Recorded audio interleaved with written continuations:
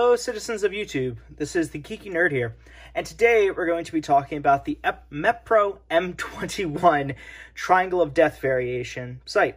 So before I begin, though, I'd like to send a big thank you out to everyone who has liked, commented, and subscribed on the previous videos. I always appreciate it and always enjoy talking to you guys. However, if you're new here, welcome. If you enjoy this video, enjoy this type of content, please consider liking, commenting, and or subscribing.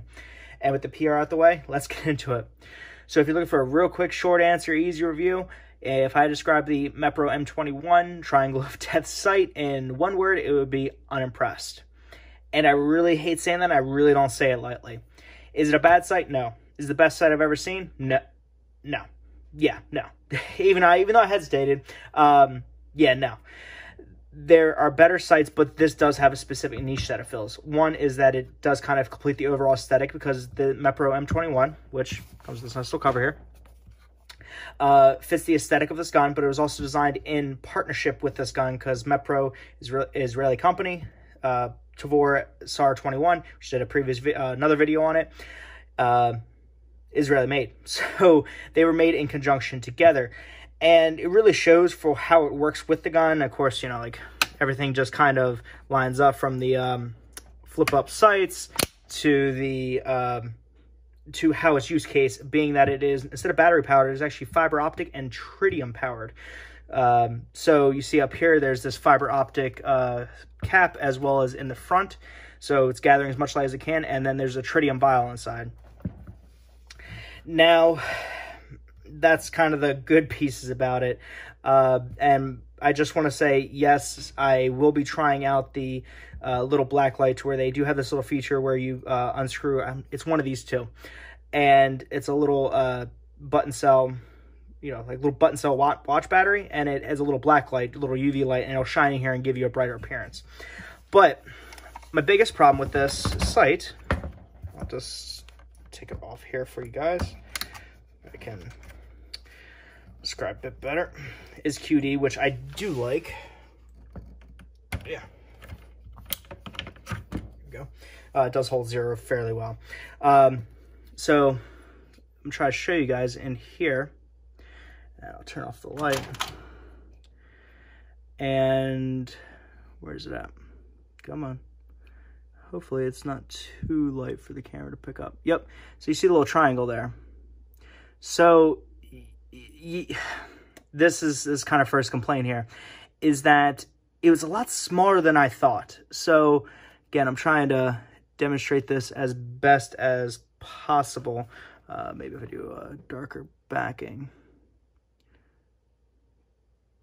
So hopefully it's kind of focusing, but the triangle isn't that big. I've seen a lot of YouTube videos where it looks a lot bigger, looks a lot more substantial. And for me, it doesn't. It's more of a it's more of kind of an acute triangle. It's very small in the base and goes very skinny at the tip. It works, but it just doesn't catch my eye as much as I thought. Now, it does have the blue reflectivity, and it isn't just the light gathering, because even when there is you know, appropriate light around, let me try to see if I can force a focus here. I mean, even then, it's still hard as hell to see, even if I kind of like, there you go. So I pretty much have to supercharge the damn thing in order to get it to work. I mean, there, you can see as I'm doing the flashlight. Trying to see if you guys can see the triangle. We'll give it one final college try here. It doesn't look like it's going. So I have to supercharge it, but look, as soon as I take the flashlight away, I mean, you can see the night and day difference. So even though I have this light right here, it definitely isn't still picking a lot of it up. And it makes sense because this site was, of course, made in Israel. Israel's got a lot of desert, very bright place. Being that, you know, it's going to be outside a lot, makes sense. Should be fine, and especially even if you're in the desert and, you know, it's able to contrast against it, that's fine. But for my uses, it's just hard for my eyes to see, guys. Overall, I hate bashing it, and again, it works, but I have to try that little extra effort to see it just because it is smaller. I really thought it'd be bigger.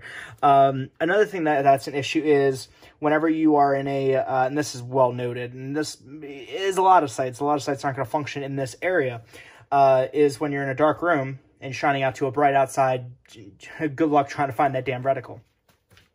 The good part, I will say, is that you do have the backup irons, and you can, compensate with that.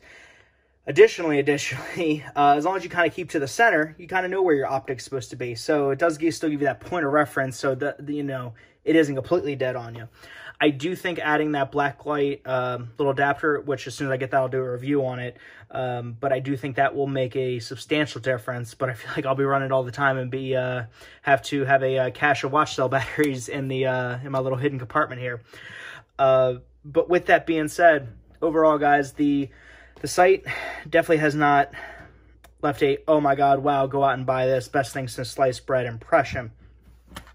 But I don't know, I don't really know what I was expecting, to be honest. I was hoping for a bit better, but it could also have been a lot worse.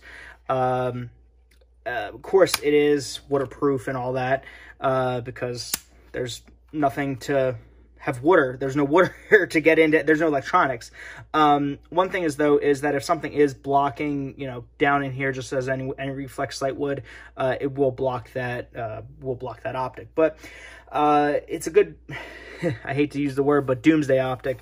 I know.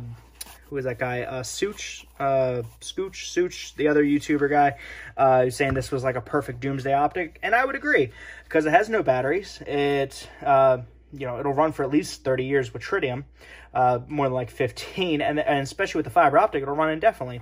And because there's no moving parts, nothing else, yes, it is a good additional optic to have. But it also is a really good optic to have, or not optic, a good sight to have, that doesn't require anything.